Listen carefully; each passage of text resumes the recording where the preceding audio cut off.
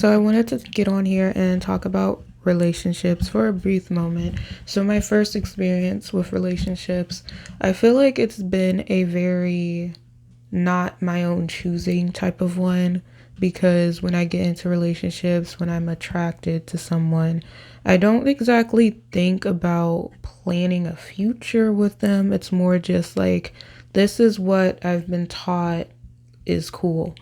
This person is popular, this person is outgoing, they're very confident, so I should be attracted to them. I should want them around me because it makes me look good. And I've been in relationships where it's more about me trying to be perfect for them, and it's not exactly about growth.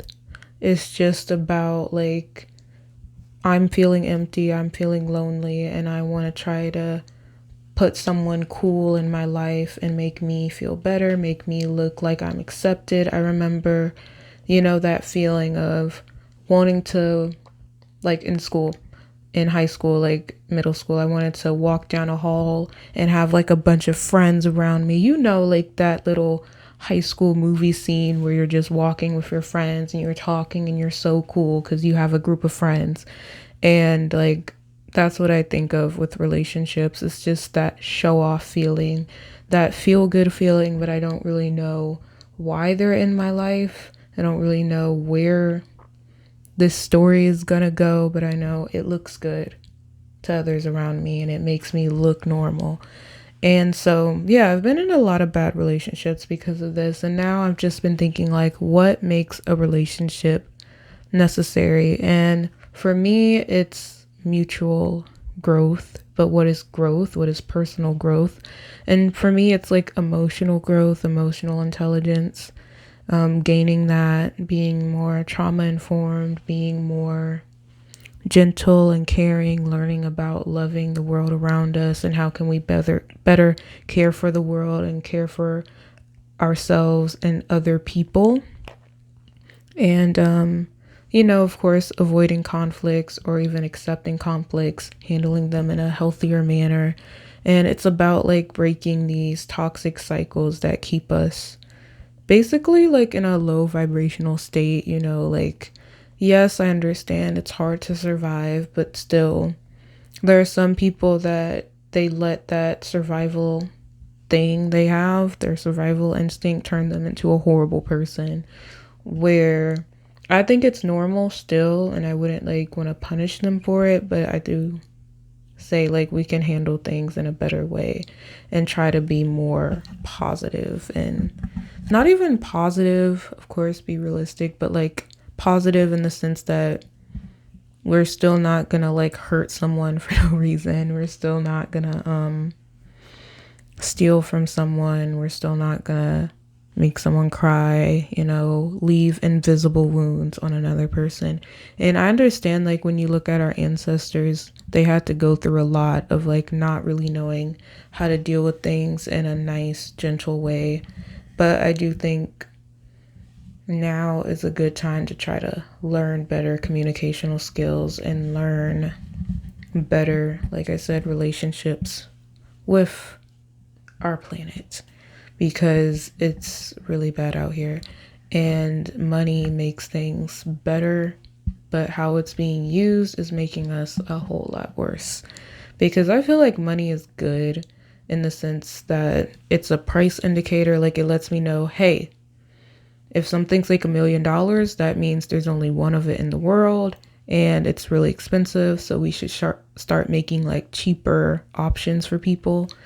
For example, like if it's really hard to train to be a singer, now we have AI music, now we have auto-tune. Like, these are good things, making our lives a little bit better in that sense. But like, even then, we have a lot of government regulation that isn't helping us and helps to drive up prices for no reason. And the point is, I think we need more conversations about bettering the world. Like, for me, on my level, like, how can I generate my own electricity?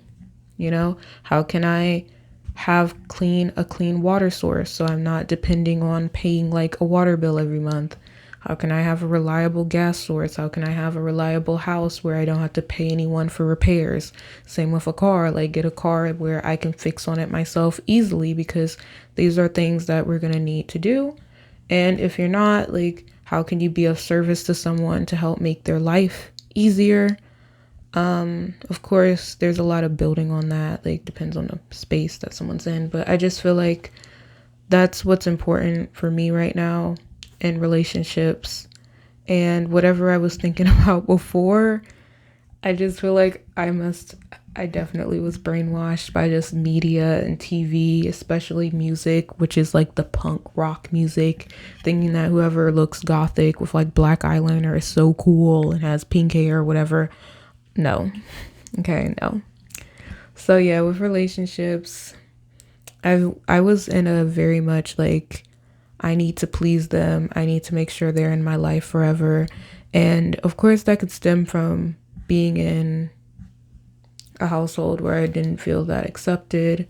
But then I remember going to school, I never really felt accepted, even by teachers, just ignored. And when you feel ignored your whole life and then one person gives you attention, it's kind of like, oh, I have to capture their attention. If I don't, I'm a bad person. And it's not even a love for them. It's more just a limerence, an obsession, I'm trying to validate myself through you, but it's not happening. And so that's why I wanted to talk about relationships.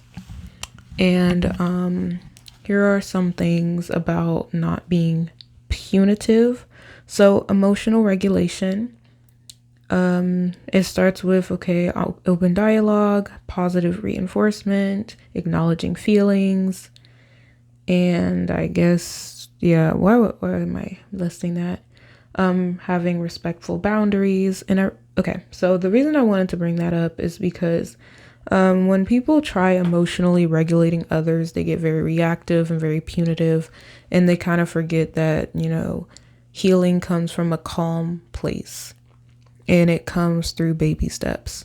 And yes, it seems great to scream at someone to stop crying, but in the long term, it doesn't help. And that's why I feel like so many families are isolated as they are. Like, they want their own house, their own apartment. People aren't into sharing because we've been punished so much that we feel like it's not good to be around other people, because no one's actually learning from the punishment. Like, yelling at people to share has not taught anything. Yelling at people to be kind has not taught anything. In fact, it just breeds a lot of resentment and a lot of people not really learning the importance of being kind. And I just feel like that's why a lot of families are broken up. People aren't really trying to heal themselves. They aren't really focusing on like that personal growth. And I see so many people interested in psychology and they still just fail to stay into psychology. And I think that it's pretty important. And yeah, that's all I really gotta say. And hopefully this was a cool video, whatever. Thank you.